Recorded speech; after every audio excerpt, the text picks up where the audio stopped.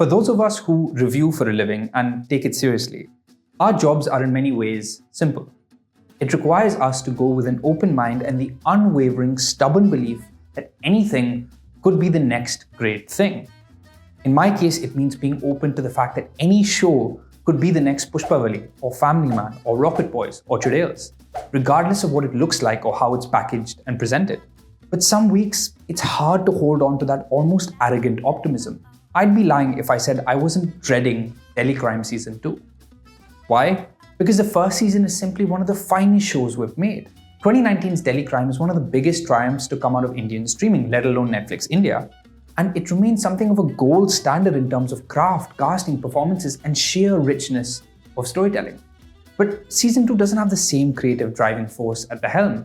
Writer-director Richie Mehta, who lived with the story for years, though he's still given a created by credit here. I was equally afraid because Delhi Crime never needed a Season 2, nor do I think it was intended for one. And squeezing a lifeless franchise out of it merely to attract eyeballs runs the risk of diluting and tarnishing its legacy. But Season 2 isn't the disheartening sellout I was afraid of. Far from it. This new season isn't merely a soulless empty shell with familiar packaging.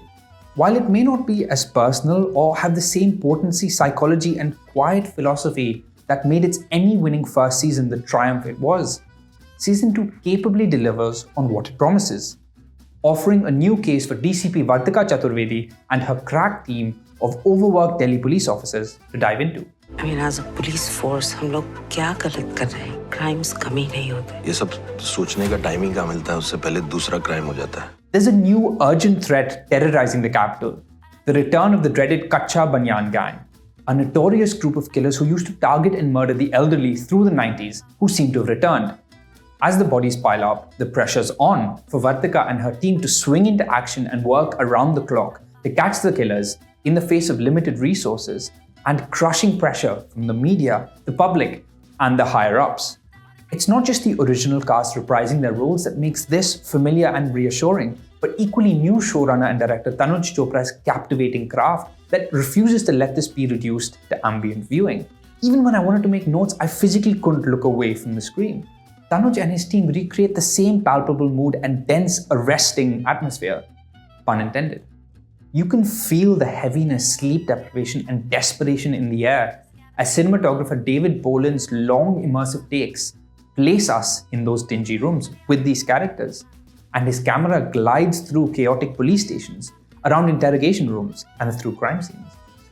What's equally reassuring is Season 2 is a forgiving 5 episodes only, which to me immediately signals that the makers and writers Mayank Tiwari, Shubhra Swaroop, Vidit Tripathi, and Insiam Mirza live in service of the story rather than force-fitting it into a runtime that it doesn't earn. Between its pacey 5 episodes and urgent storytelling, the series almost feels like a movie, and it's near impossible not to binge. Like its predecessor, the focus of the narrative here is as much about the crime at hand as it is about the people investigating it. Once again, we're taken into the day-to-day drudgery of the overworked, underpaid Delhi police who have the Herculean, thankless job of keeping the city safe. As the character informs us in the first episode, we have only 138 policemen per lakh of population. Later, we see a senior officer drive by a police checkpoint, which is manned by a cop who's asleep. When he shouts at him to wake up, he says he's been on the shift for 18 hours, to which the senior officer quietly responds, "So what? That's all of us." The cost of this life for these officers means loved ones and personal lives are neglected and sidelined, if at all they have one. It's a constant balancing act, one which you fail at every day, all for a duty that demands all of you. The show equally explores just how unsexy criminal investigations really are.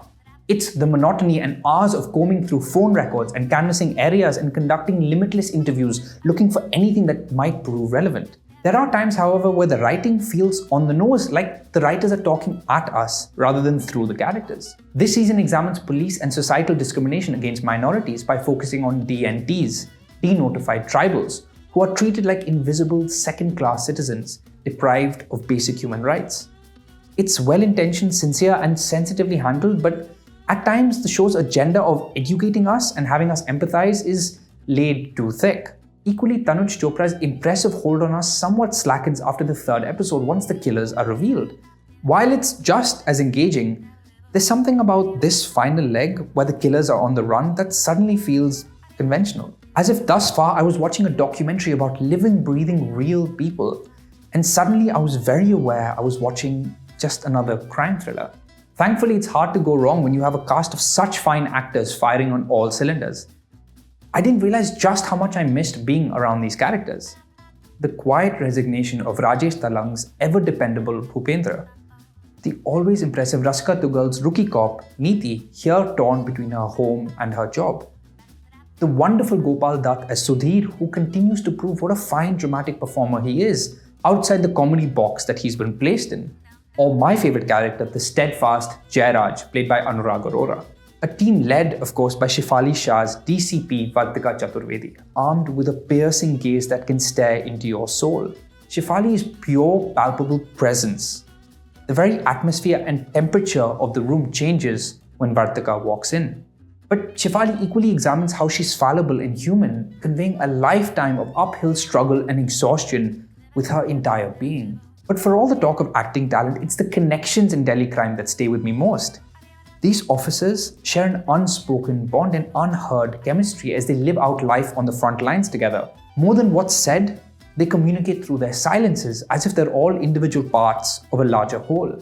For these officers, this team, functioning within a broken system, doing the right thing is not only a thankless choice you have to make every day, but sometimes even a punishable offense. In one scene, the commissioner, played by Adil Hussain, says to Vartika, "I'll bet on you every time." So would I. Would I recommend Delhi Crime Season 2 on Netflix to a friend? Immediately and without hesitance, yes.